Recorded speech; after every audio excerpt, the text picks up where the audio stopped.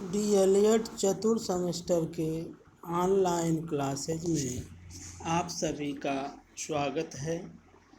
आज मैं डीएलएड चतुर्थ सेमेस्टर के पाठ्यक्रम शांति शिक्षा एवं सतत विकास विषय पे चर्चा करूंगा।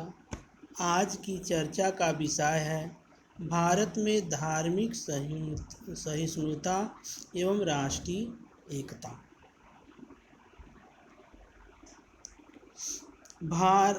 भारत विभिन्नताओं का देश है।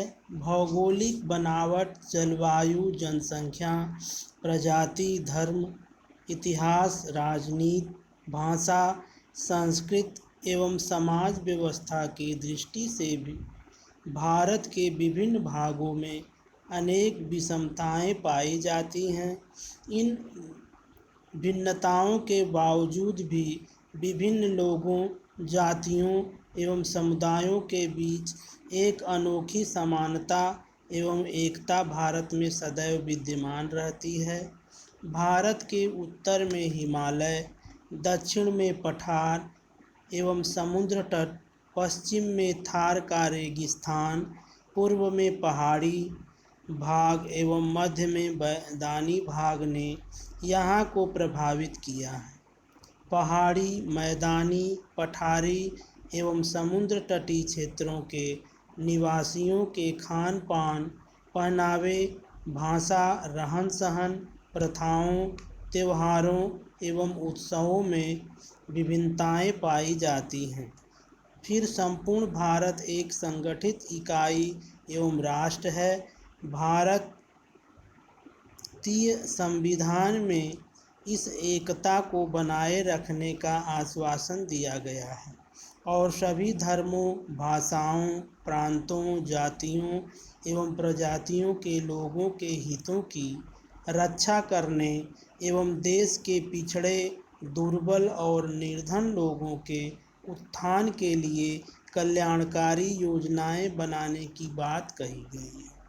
भारत के निवासियों, उनकी समाज व्यवस्था, सभ्यता और संस्कृति की विभिन्नता एवं एकता को जानने से पूर्व उनकी भौगोलिक पृष्ठभूमि को जानना आवश्यक है, क्योंकि भौगोलिक परिस्थितियां मानव के धर्म, दर्शन, कला, सभ्यता, संस्कृति, संस्थाओं आदि सभी पक्षों को प्रभावित करती हैं। भारतीय समाज एवं संस्कृति की एक अनूठी विशेषता है विविधता में एकता। इस विशेषता ने ही इसे अनंत काल से अब तक जीवित रखा है। भारत में प्रजाति, धर्म, संस्कृति, भाषा की दृष्टि से अनेक विभिन्नताएं पाई जाती हैं। इन विभिन्नताओं के होते हुए भी संपूर्ण राष्ट्र में एकता के दर्शन होते हैं। इस संदर्भ में सर हर्बर्ट रीजले ने उचित लिखा है, भारत में धर्म, रीति रिवाज और भाषा तथा सामाजिक और भौतिक विभिन्नताओं के होते हुए भी जीवन की एक विशेष एकरूपता कन्याकुमारी से लेकर हिमालय तक देखी जा सकती है। वास्तव में भारत का एक अलग चरित्र एवं व्यक्तित्व है। जो भी कारण हो, विचारों तथा जातियों के अनेक तत्वों में समन्वय, अनेकता में एकता उत्पन्न करने की भारतीयों की योग्यता एवं तत्परता ही मानव जाति के लिए भारत की विशिष्ट देन रही है। पंडित नेहरू ने एक बार कहा था, भारत का सिंहावलोकन करने वाले भारत की अनेकता और विभिन्नता से बहुत अधिक प्रभावित हो जाते हैं। वे भारत की एकता को साधारणतः नहीं देख पाते। यद्यपि युगों युगों से भारत की मौलिक एकता ही उनका महान एवं नैतिक तत्व रहा है। 5 या 6 हजार वर्ष हुए कि सिंधु घाटी की सभ्यता उत्तर में फली फूली और दक्षिण भारत तक फैल गई। इतिहास के उस प्रभाव से अनेक जातियां, विजेता, तीर्थयात्री एवं छात्र एशिया की ऊंची ऊंची भूमि से भारत के मैदान में सैर के लिए आए, जिन्होंने भारतीय जीवन, संस्कृति, कला को प्रभावित किया, किंतु वे इस देश में विलीन हो गए। इन संपर्कों से भारत में परिवर्तन हुआ, किंतु उसकी आत्मा मौलिक रूप से पुरानी रही। यह तभी संभव हुआ होगा जब मौलिक एकता की भावना की जड़ें गहराई तक हों, जब उन्हें नवागंतुकों ने स्वीकार किया हो। इस कथन से स्पष्ट है कि भारत में विभिन्नता में एकता प्राचीन काल से विद्यमान रही है, और यहाँ तक कि बाहर से आने वाले लोग भी इस एकता से प्रभावित हुए और अपनी विभिन्नता को भी यहाँ की एकता में घुला दिया। भारत की विभिन्नता को भी यहाँ की एकता में घुला दिया है। भारत में धार्मिक सहिष्णुता। धार्मिक सहिष्णुता का आदर्श यह है कि किसी एक धर्म को मानने वाला व्यक्ति अपने धर्म की मान्यताओं के अनुसार स्वयं अपना जीवन व्यतीत करते हुए भी दूसरे धर्मों को मानने वालों के प्रति नफरत या असहनशीलता का रवैया न अपनाए, बल्कि उनके बीच स्वतंत्रता और संपत्ति के अधिकार का सम्मान करें। दूसरे शब्दों में, कोई व्यक्ति अपने धार्मिक विचारों को जबरदस्ती दूसरों पर लादने का प्रयास न करे, या सिर्फ इसलिए किसी भी जान का दुश्मन न बन जाए क्योंकि उसकी धार्मिक मान्यताएं उससे अलग है। व्यापक दृष्टि से धार्मिक लोगों द्वारा मानवतावादियों के प्रति सहनशीलता और मानवतावादियों द्वारा धार्मिक लोगों के प्रति सहनशीलता भी धार्मिक सहिष्णुता के अंतर्गत शामिल है। भारतीय संस्कृति की महान विशेषता इसकी सहिष्णुता है। भारत में सभी धर्मों, जातियों, प्रजातियों एवं संप्रदायों के प्रति उदारता, सहिष्णुता एवं प्रेम भाव पाया जाता है। किसी के प्रति कठोरता या द्वेष भाव नहीं। यहाँ पर समय समय पर अनेक विदेशी संस्कृतियों का आगमन हुआ और सभी को फलने फूलने का अवसर उपलब्ध रहा है। किसी संस्कृति का दमन नहीं किया गया और न ही किसी समूह पर संस्कृति थोपी गई। अल्पसंख्यक और बहुसंख्यक दोनों ही संस्कृतियाँ समान रूप से विद्यमान हैं। हिंदू, मुसलमान, सिख, बौद्ध, जैन और ईसाई सभी अपनी अपनी विशेषताएं बनाए हुए हैं। असहिष्णु होकर कभी भी विदेशियों एवं अन्य संस्कृतियों के लोगों पर बर्बर अत्याचार नहीं किए गए। भारतीय संस्कृति की उदार एवं सहिष्णु प्रवृत्ति के कारण ही इसमें विभिन्न संस्कृतियों का समन्वय हो पाया है। भारतीय संस्कृति वह समुद्र है जिसमें विभिन्न संस्कृति रूपी सरिताएं अपना पृथक अस्तित्व समाप्त कर विलीन हो गई हैं। भारतीय संस्कृति में जनजातीय, हिंदू, मुस्लिम, शक, हूण, सिथियन, ईसाई आदि सभी संस्कृतियों के प्रभाव से भारतीय संस्कृति ही नहीं वरन उनमें समन्वय एवं एकता ही स्थापित की है। मुसलमानों के संपर्क से अल्लोपनिषद बनी तथा दीने इलाही धर्म पनपा। मुसलमानों का सूफी संप्रदाय भारत के आध्यात्मवाद, योग साधना और रहस्यवाद का मुस्लिम संस्करण है।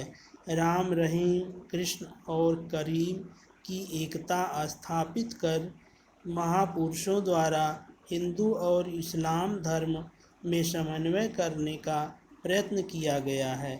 इसी प्रकार बौद्ध धर्म हिंदू धर्म का ही अंग बन गया। बौद्ध को राम और कृष्ण की भांति ही अवतार माना जाता है। बोधि वृक्ष हिंदुओं का पवित्र वृक्ष है और बौद्ध चैत्य हिंदू मंदिरों में परिवर्तित हो गया। यवन, शक, हूण और कुषाण आदि लोगों को भी भारतीय समाज का अंग बना लिया गया। स्पष्ट है कि भारतीय समाज एवं संस्कृति में समन्वय ही महान शक्ति है, इसलिए ही यह निरंतर गतिमान रही है और आज तक गतिमान है, जिससे भारतीय संस्कृतियों की परंपराओं को अब तक अक्षुण्ण रखा है। धार्मिक सहिष्णुता का आधार। धार्मिक सहिष्णुता का सबसे महत्वपूर्ण आधार लोकतांत्रिक दृष्टिकोण है। लोकतंत्र में विभिन्न राजनीतिक विचारधाराओं को मानने वाले अपने विचारों का प्रचार करते हैं और उनके बीच संघर्ष भी होता है, लेकिन लोकतांत्रिक आदर्श यह है कि राजनीतिक विचारधाराओं के बीच संघर्ष भी होता है, लेकिन लोकतांत्रिक व्यवस्था में हर किसी को अपने विचारों को अभिव्यक्त करने की पूरी स्वतंत्रता रहती है, लेकिन किसी को भी अपने विचारों को बलपूर्वक किसी पर लादने का अधिकार नहीं रहता। इस तरह लोकतांत्रिक राज्यों में राजनीतिक संघर्ष आमतौर से शांतिमय ही होते हैं। अगर धार्मिक कट्टरता और रूढ़वादिता का त्याग करके लोकतांत्रिक दृष्टिकोण को अपनाया जाए तो यह धार्मिक सहिष्णुता का एक दृढ़ आधार हो सकता है। धर्म मानव जीवन से संबंधित विभिन्न कार्यों को करता है।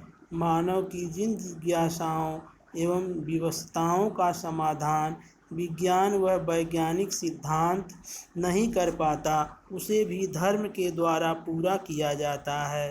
भारतीय समाज धर्म प्रधान है। इसने भारतीय जीवन को अनेक रूपों में प्रभावित किया है।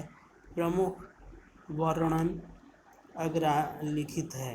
कर्म का वास्तविक स्रोत। भारतीय जीवन दर्शन के अनुसार कर्म ही धर्म है। धर्म मानव को अपने कर्तव्यों का पालन करने का निर्देश देने की एक विधि है। यह व्यक्ति को दूसरे व्यक्तियों के प्रति, अपने राष्ट्र, समाज, परिवार और पड़ोस आदि के प्रति अपने कर्तव्यों का पालन करने का निर्देश देता है। इससे एक तरफ व्यक्ति को मानसिक शांति मिलती है तो दूसरी तरफ सामाजिक जीवन संगठित होता है। दूसरा है व्यक्तित्व के विकास का आधार।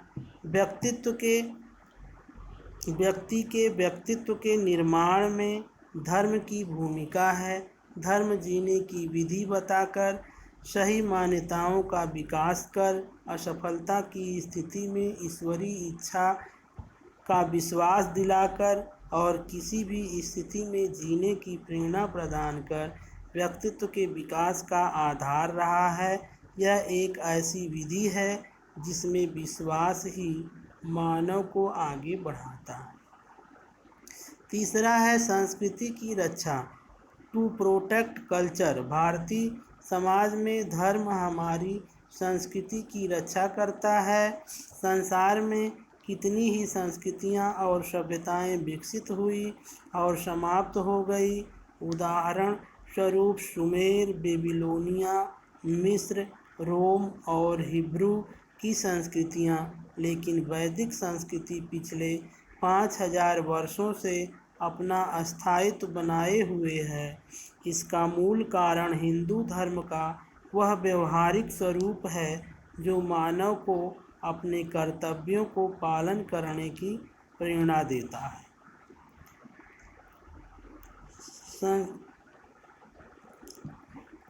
भावनात्मक सुरक्षा। मानव का भावनात्मक रूप से सुरक्षित होना उसके विश्वास के लिए ज़रूरी है। मानव जीवन संघर्षमय होता है। इस क्रम में दुख, असफलता, हानि, कष्ट आदि आते रहते हैं। इससे मानव में भावनात्मक असुरक्षा उत्पन्न होती है। ऐसे क्षण में धर्म हमारी रक्षा करता है। वह हमें ढाँढस देता है कि हमारी घटनाएं ईश्वरीय हैं, अतः हमें दुख, विपत्ति हानि आदि के समय विचलित नहीं होना है। इस रूप में धर्म हमें भावनात्मक सुरक्षा प्रदान कर हमें जीवन के प्रति आशावान बनाता है। पांचवा है स्वस्थ मनोरंजन। धर्म स्वस्थ मनोरंजन प्रदान करने वाली एक महत्वपूर्ण संस्था है। धर्म यह कार्य अनेक उत्सवों, कर्मकांडों, संस्कारों, पौराणिक मान्यताओं आदि के माध्यम से करती है। हमारे बहुत सारे उत्सवों और संस्कारों का विकास इसलिए हुआ कि मानव को स्वस्थ मनोरंजन मिले, जिससे मानव जीवन खुशहाल रहे। सामान्य कल्याण में सहायक। धर्म परोपकार और त्याग की प्रेरणा देकर प्रत्येक व्यक्ति को सामान्य कल्याण के लिए प्रोत्साहित करता है। भारतीय समाज में मित्रता, सहायता, त्याग आदि के जो गुण हैं, उनका आधार हिंदू धर्म की उदारता है। भौतिकवादी वर्तमान समाज में भी भारतीय समाज अपने निस्वार्थ सेवा और सद्भाव के लिए जाना जाता है। इसका मूल श्रेय धर्म को जाता है। सामाजिक नियंत्रण का साधन। धर्म सामाजिक नियंत्रण का महत्वपूर्ण साधन है। धर्म संबंधी विश्वास व्यक्ति को नियंत्रित करता है। यह कार्य वह स्वर्ग, नरक, पाप, पुण्य, मोक्ष प्राप्ति, पुनर्जन्म आदि की सहायता से करता है। साथ ही धर्म कर्तव्य बोध की मदद से व्यक्ति को नियंत्रित रखता है। धर्म मानव में अच्छे गुणों, दया, प्रेम, सहानुभूति, त्याग, अहिंसा आदि का विकास करता है। इन गुणों के कारण व्यक्ति का अपने आप पर नियंत्रण होता है। यही आत्मनियंत्रण सामाजिक नियंत्रण में सहायक होता है। सामाजिक संगठन में सहायक। धर्म सामाजिक संगठन में सहायक रहा है। इसने व्यक्ति को कर्तव्य बोध कराकर, स्वधर्म व कर्म की प्रेरणा देकर धर्म सम्मत पाप, पुण्य और मोक्ष की प्राप्ति के सहारे मानव को नैतिक जीवन की ओर अग्रसर किया। साथ ही इसने सामूहिकता के गुणों को उजागर किया। ये सारे गुण भारतीय समाज को संगठित करने में सहायक हुए हैं। इस प्रकार धर्म भारतीय समाज की आत्मा है। यह विभिन्न प्रकारों के माध्यम से अपनी महत्ता को बनाए हुए है। धर्म के अभाव में स्वस्थ समाज की कल्पना नहीं की जा सकती। धन्यवाद।